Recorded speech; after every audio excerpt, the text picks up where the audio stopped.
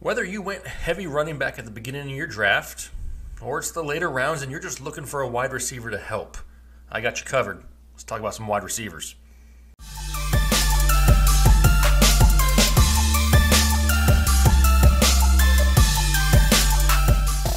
Hey, what's going on, everybody? Jake, Fantasy Headliners, presented by RotoBaller. Welcome back. Hopefully everything is good out there in YouTube land.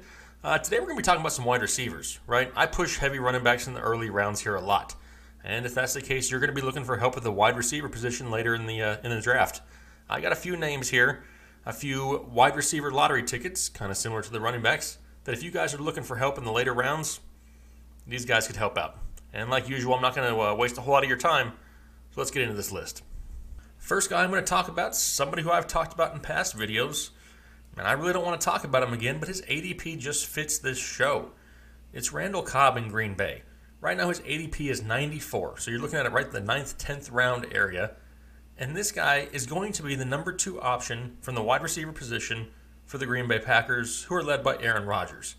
Now, most of the time when we have one of these high-profile quarterbacks, we try to get as many of their weapons as possible, right? But for some reason, everybody's just sleeping on Randall Cobb. I mean, he is the number 2 option there now from the wide receiver position. There's no other big name that they signed in the offseason. Yes, Jimmy Graham is there now, and he will take some of the targets that were left behind from Jordy Nelson when he left, which is right around the 120 a year mark. So yeah, Jimmy Graham will see a few of those. But Randall Cobb has produced at this position before. Back in 2014 and 15, he was the number 2 option for Green Bay. That's when Jordy and Devontae weren't there. And the dude put up huge numbers. I'm talking averaging 1,000 yards and 9 touchdowns a year. Those are great numbers, especially for the 9th, 10th, 11th round that you're getting him. Oh yeah, one more fact. The past 4 years, he's had 106 red zone targets. And that's including only 9 last year when Aaron Rodgers was out. He's somebody who's looked at a lot. Great chemistry with Aaron Rodgers. High-powered offense, late round pick. Sign me up for some Randall Cobb. Next guy I'm going to talk about is going to be Marquise Goodwin out there in San Francisco with a current ADP of 101. He's Jimmy G's number 2 option, right? They didn't sign any high-profile, big-name, free agent wide receivers out in San Francisco. They signed Jerick McKinnon. Yes, they drafted Dante Pettis. But Marquise Goodwin was pretty good last year with Jimmy G. They only played together for 5 games. Last one of the season, he did get hurt. But in those 5 games, he averaged about 10 targets a game. He was actually wide receiver 17 for the last 5 weeks of the season. And that's pretty good value when you're talking about an ADP of 101. Like I said, they didn't bring any big names, so it's pretty much just him and Garcon. Garcon's coming back off a neck injury, which could be some problems once he gets hit with some football pads on. But there's nobody else really there. You know, Marquise Goodwin has that chemistry with Jimmy G already. And have you seen the schedule in San Francisco? It's brutal. Their first couple games, they have Minnesota, Kansas City, the Chargers, the Packers, the Rams. And that's just for the first 5 of the 7 games of the season. They're going to have to throw the ball a lot in San Francisco. That defense is not elite by any means. And they may put up some garbage points, which is fine for my fantasy team. Marquise Goodwin has sneaky potential of getting close to 1,000 yards this year, and you can get him at the 101st overall pick. I like it. Next guy I'm going to bring up is going to be Nelson Agholor of Philadelphia. Right now his ADP is 110, and he's kind of been talked about off and on here in the offseason. I mean, he plays on the Philadelphia Eagles, one of the best offenses in football. He's going to get opportunities, yes. A lot of you guys are saying, well, he wasn't really the top target for Carson Wentz, and I agree, he probably wasn't. But there's also no guarantee that Carson Wentz starts the season as the quarterback of the Philadelphia Eagles. There is real potential that Nick Foles ends up starting the first few weeks of the season. Why do you think they kept him? They could have traded him and gotten top dollar for him, but they kind of know there's no reason in rushing back Wentz when they have Foles.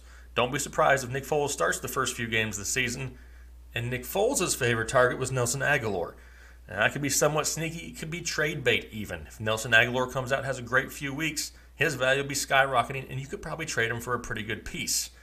Now, he's playing for a big contract extension, which means a little bit of something. He's out there. He's trying to get that big deal. He's working for something that he doesn't have right now. He's running out of time. And in the past, he's been known for dropping a lot of passes. He's trying to shake that stigma off and work towards this big contract here in the offseason. It's a high-powered offense in Philadelphia.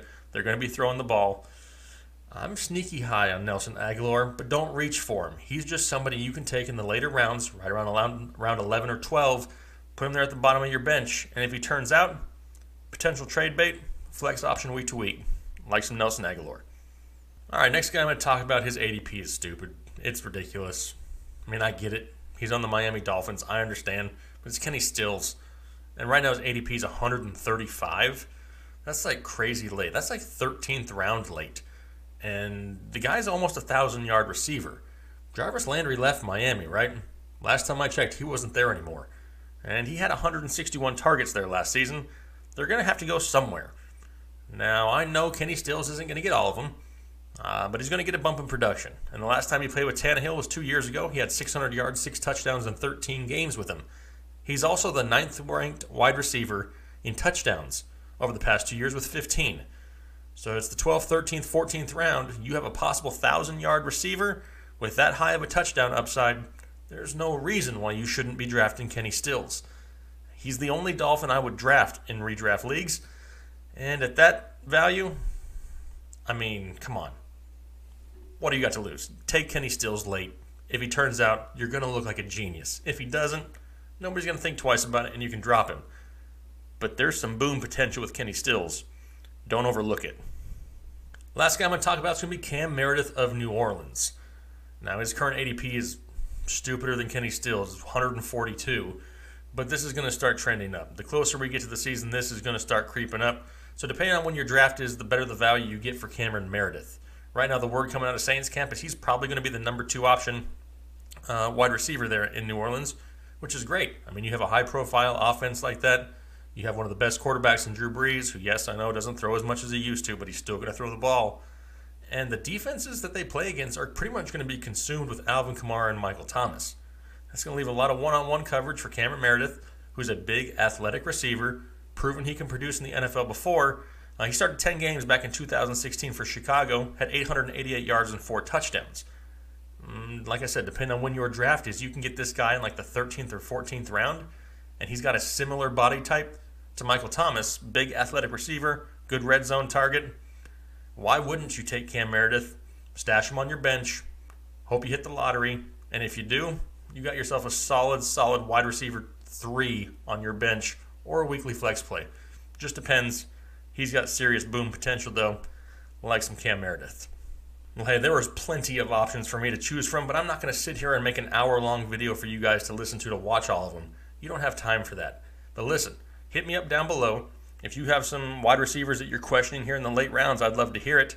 The channel is absolutely growing like crazy, getting subscribers left and right. Make sure you guys are going over to my other channel also. Go check out the RotoBaller channel. Tons of good content over there with me and my co-host. Killing it. Going to have some live shows on Sundays, pregame, helping you set your lineups, start sits, waiver advice, everything. We got you covered between both these channels. Make sure you're subscribed to both. Looking forward to hearing from you guys, though. Lots of comments last week. Lots of comments. Some good, some bad. But hey, I can't make everybody happy, right? But hey, we're going to keep rolling with it. Really appreciate you guys out there. Make sure you guys are liking, commenting, subscribing. And I'll talk to you guys later. Thanks. Bye.